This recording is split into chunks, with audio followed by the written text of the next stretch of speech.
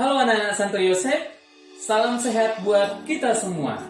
Jumpa lagi dengan saya pada kesempatan ini akan belajar di pembelajaran seni budaya.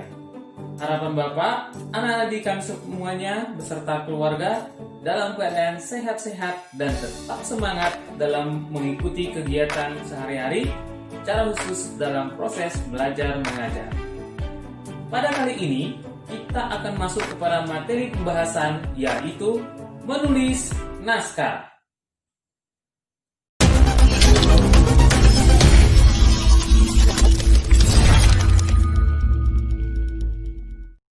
Apa itu naskah? Pada pembelajaran kita minggu lalu, kita sudah membahas di Zoom mengenai seni teater yang merupakan cakupan dari keempat cabang seni yang dipadukan menjadi satu pertunjukan. Itulah yang disebut seni teater, di mana ada unsur rupa, ada unsur musik, ada unsur tari, dan yang pastinya ada unsur acting. Pada kesempatan kali ini, kita akan masuk kepada proses pembuatan naskah. Naskah adalah bagian dari unsur teater yang sangat dibutuhkan, karena ini akan diolah untuk merangkai sebuah pertunjukan teater sehingga teater tersebut dapat berjalan dengan baik. Karena tanpa naskah, teater tidak akan bisa berjalan dengan baik. Naskah merupakan alur dari cerita yang akan diikuti maupun dilakonkan oleh tokoh-tokoh yang berperan di dalamnya.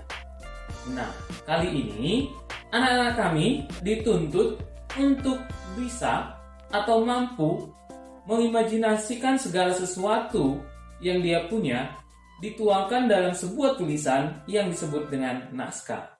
Sekarang kita akan bahas satu persatu mengenai naskah.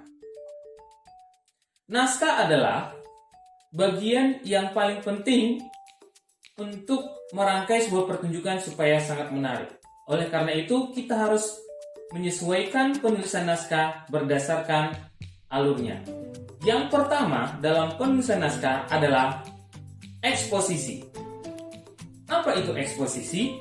Eksposisi adalah bagian dari naskah yang mengantarkan penonton untuk mengenal tokoh, karakter, dan materi kisah yang akan kamu buat dalam naskah tersebut, di mana kamu akan merangkai apakah tokoh utamanya itu menjadi satu hal yang menarik ataupun satu hal yang membuat naskahmu ini menjadi ikon atau karaktermu sendiri. Yang kedua, kita masuk ke konflik. Dalam penulisan naskah, yang sangat dibutuhkan untuk mendapatkan daya tarik yang baik adalah di konfliknya. Kenapa? Konflik yang menarik akan mendatangkan penonton yang banyak, akan mendapatkan daya tarik yang banyak untuk melihat sampai di mana konflik itu akan berlalu. Maka anak-anak kami harus mampu merangkai sebuah konflik supaya konfliknya itu betul-betul sangat menegangkan dan bisa mempengaruhi orang untuk terus mengikuti rangkaian dari cerita yang kamu tuliskan sampai selesai. Makanya konflik harus dibuat semenarik mungkin. Bagian yang ketiga adalah klimaks. Klimaks ini merupakan bagian yang terpenting juga dalam penulisan naskah, di mana di dalam klimaks tersebut terdapat bagian dari rangkaian pertikaian antara pemeran utama dan pemeran lainnya yang terlibat dalam sebuah permasalahan atau konflik yang pertama yang kamu tuliskan.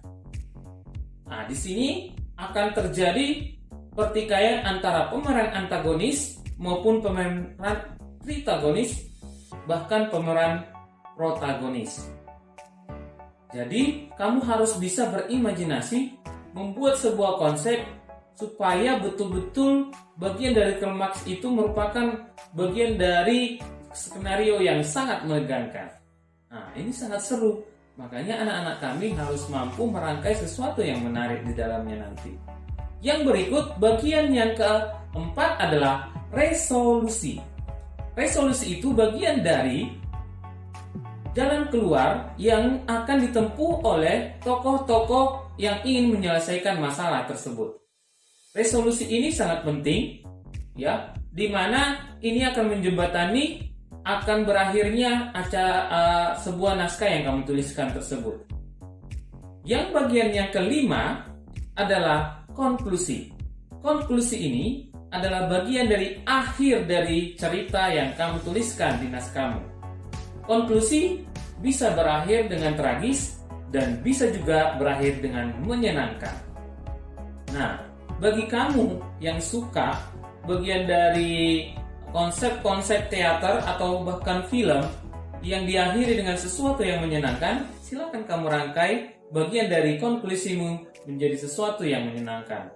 Tetapi bagi kamu yang tertarik untuk merangkai konsep pertunjukanmu menjadi sesuatu yang berakhir tragis, ya silakan kamu juga bisa merangkai konsep yang berakhir tragis. Jadi bebas saja. Nah, itulah 5 bagian dari konsep yang harus kamu penuhi dalam penulisan naskah. Kira-kira mengerti kan? Oke. Bagian selanjutnya, ketika kamu nanti masuk kepada penulisan naskah, kamu harus membuat penulisan itu secara terstruktur. Nanti akan diawali dari judul. Judul ini merupakan bagian pertama yang akan kamu tuliskan pada lembaran dari naskahmu. Setelah ketemu judul, kamu akan masuk kepada penokohan. Jadi, dalam penulisan naskah tersebut, kamu akan buat nanti beberapa tokoh di mana sudah termasuk di situ. Yang pertama ada pemeran protagonis, ada pemeran antagonis, ada pemeran tritagonis, dan pemeran pendukung lainnya. Jadi setiap tokoh yang kamu perkenalkan setelah judul itu harus dituliskan atau diterapkan di sana karakter dari masing-masing tokoh tersebut. Nah, setelah selesai itu, baru masuklah ke bagian dari eksposisi. Bagian dari eksposisi bisa dibuat berupa prolog, di mana akan menggambarkan situasional dari apa yang terjadi di adegan di sesi yang pertama yang ingin kamu tampilkan di atas panggung. Setelah bagian dari eksposisi selesai, kamu masuk kepada dialog. Dialog itu dituliskan berdasarkan tokoh-tokoh yang sudah kamu susun sebelumnya. Misalnya, dialog Angie akan diawali dengan dialog yang pertama yang berkomunikasi dengan pemeran kedua, misalnya Nisa. Nah, sekarang kamu akan tulis bagian dari dialog Angie dahulu, kamu buat Angie, titik 2, isi dialognya. Setelah itu masuk ke lawan dialognya, misalnya Nisa, titik 2, balasan dari dialog untuk menjawab dialognya si Angie tersebut. Dan seperti itulah seterusnya. Oke, kira-kira sudah jelas ya? Jadi kepada anak-anak kami silakan berkreasi untuk membuat konsep dari sebuah naskah yang sangat menarik berdasarkan pengalaman kamu, bisa juga berdasarkan sesuatu yang pernah kamu lihat ataupun kamu tonton, atau juga berdasarkan sesuatu yang pernah kamu baca, atau bahkan kamu bisa cari referensi-referensi, ide-ide kreatif untuk mendapatkan konsep yang menarik dalam menulis naskah tersebut. Oke, untuk itu Bapak akan tunggu naskah yang terbaikmu. Ingat, karyamu harus kamu buat 100% karyamu sendiri. Jangan menciplak karya orang lain, karena itu bisa membuat karaktermu menjadi tidak baik. Salam berkreasi, sampai jumpa di pertemuan selanjutnya. Good job. Salam sehat.